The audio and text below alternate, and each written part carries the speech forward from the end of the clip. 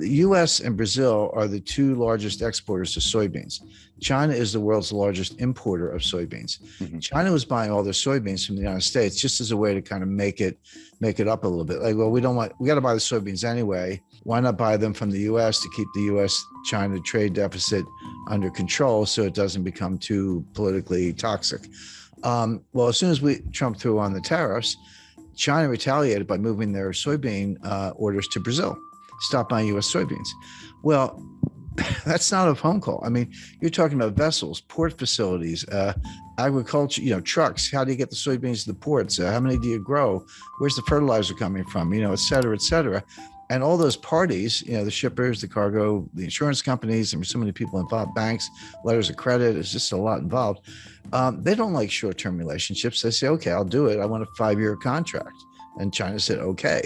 So they reconfigured all those transportation lanes to get the soybeans from Brazil. All of a sudden, you're a U.S. soybean grower. You say, well, what do? Well, we started selling them to the Netherlands because the Netherlands needs soybeans too. So now instead of shipping them from like Port of LA to Ningbo and near Shanghai, we're shipping them from Port of Houston to, I don't know, France, or Marseille or someplace, or Rotterdam. So the point being, you completely scrambled all these supply chain relationships. I talked to the guy who, look, this is a worldwide endeavor, but he was probably the single most responsible individual for all the significant developments in the supply chain in the last 30 years. And he said to me, Jim, you have to understand, it took us 30 years to build it. We blew it up in 3 years.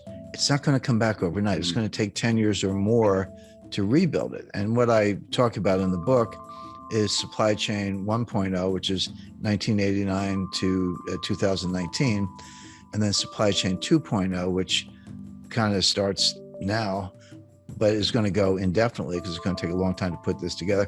It's it's like dropping a vase and it breaks in 1,000 pieces. You can't put it back together. You got to go buy a new vase. And that's what's going on with the supply chain. There will be a supply chain, there always is, but the new supply chain will look very different from what we've just gone through, because the whole 30 years of period I'm describing was built on efficiency, lower cost, lower cost, lower cost. It was kind of the Walmart model. So yeah, just-in-time inventory, everyone knows about that, but there's something called cross-stocking. That's where a truck pulls up at a warehouse and you unload it. Instead of putting the stuff in the warehouse, you move it to another truck that then goes to a destination. The stuff never goes in the warehouse. Inventories are very expensive. They're costly to finance. You got to move the stuff around. It's called picking. Pick the stuff off the shelf with your. I used to drive a forklift, so I know a little bit about it. And put it on a truck. I used to unload trucks too. So hey, I've got 7 suppliers. Why don't I cut it down to 3 and do bigger contracts with each one and get lower unit costs? I've got 5 transportation lanes. Why don't I cut that down to 2, get everything to Los Angeles and Seattle, as the case may be, et cetera. And they did it for 3, and they got costs lower, and Walmart and Amazon were the champions of this, but everyone else was doing it. But they missed something. What they missed was that while they were getting those unit costs lower for consumers, there were hidden costs, and the main hidden cost was you were creating greater frailty. This whole system was subject to a massive breakdown. So what happens if you have 2 suppliers and they both go on strike? What happens if you have one port of entry and it's backlogged? What happens if you've got cross-docking in warehouses and there aren't enough trucks? There are 80,000. We need 80,000 drivers, Wish they'd hire them instead of these IRS agents. But the point being, it is breaking down all across the board. Now, can it be put back together? Yes, but the biggest difference between 2.0 and 1.0, and this goes by different names. Janet Yellen called it friendshoring, and Macron called it a constellation of nations club, if you will. So you'll still have trading partners, you'll still have outsourcing, you'll still have transportation lanes, but it'll be members only. It'll be basically democratic, kind of liberal republics, Western Europe, the EU, of course, US, Canada, Australia, New Zealand, Japan, India, I would expect to be included. Friendly nations, but China's out. We're decoupling from them. They're decoupling from us. This isn't U.S. driven. The U.S. is participating, but this is what China wants too. Both sides are decoupling as fast as they can.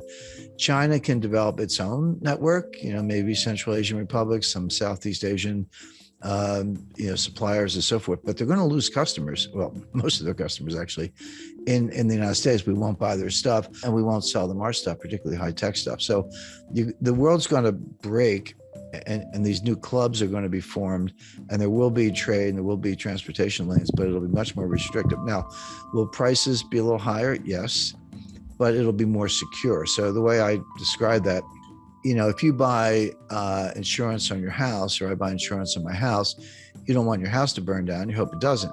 But if it does, you don't think your insurance premiums are a waste of money. Like when you write that check, you're like, that's money well spent.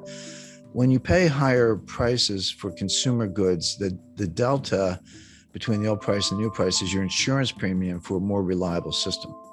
And also, there's a big national security component to this. And I talk about Russia and Ukraine and China in the book. So that's all. So how the supply, what the supply chain breakdown means, chapter 1, chapter 2, what caused it, and we talked about that, and 3, where is it going, what are the constraints, and we talked about that.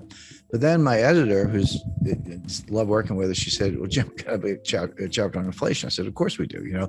The supply chain breakdown is causing a lot of the inflation we see, and I'm going to write another chapter on deflation. And everyone's like, wait a second, why are you talking about deflation? That's coming next. People are not ready for it. I know the inflation's here. I buy gasoline. I shop in the grocery store. I get it. It's persistent. It's not transitory. I understand all that.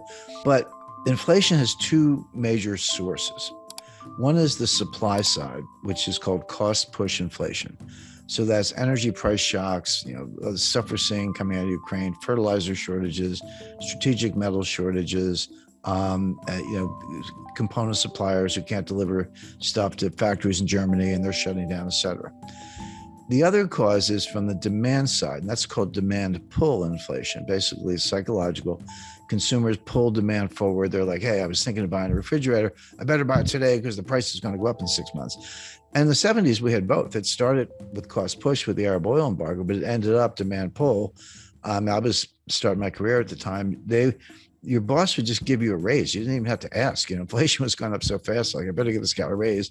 Like, here's another, $30,000 or whatever, because people would quit. And that sort of spun out of control until Volcker squashed it all. Right now, we do not have demand pull inflation. We don't. This is not what's going on. We do have cost push inflation. The difference is hugely important because cost push inflation from the supply side, which is, again, when I talk about in the book, it's real, prices go up, but it's self-negating. The old saying that, the cure for higher oil prices is higher oil prices, because when they get too high, people stop driving. They shut down various activities. By the way, if you're unemployed, you're not buying any gasoline because you're not going anywhere. I mean, that's kind of a nasty way of putting it, but that's how cost push inflation, tips into a recession, and then prices come down. And we saw that in 1974. You had Jerry Ford and Alan Greenspan walking around with they had these win buttons, WIN, was so for whip inflation now, except we had a recession and prices collapsed. Now it came back by 77 with for a lot of reasons, but right now we don't have demand pull, we have cost push. It will go away when this economy goes into recession, and then we're going to be talking about disinflation and deflation, which are kind of close cousins. And the Fed's going to be out on a limb as usual, raising rates in the face of a recession and a price collapse.